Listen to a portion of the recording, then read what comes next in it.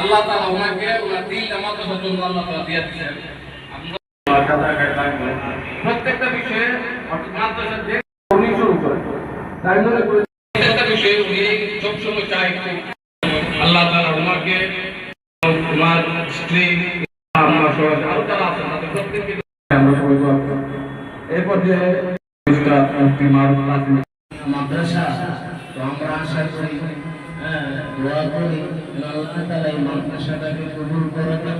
এখানে একটা নির্দিষ্ট ব্যবস্থা করেছে আমাদের পল্লব ভাই, সংক্ষিপ্ত দু একটি কথা বলার জন্য অনুরোধ করছি। আসসালামু আলাইকুম। আমি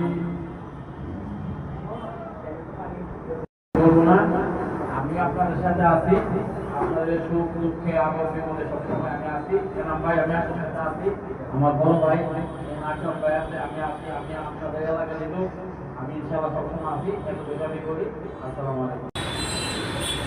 اللهم انك عفو تحب العفو فاعف عني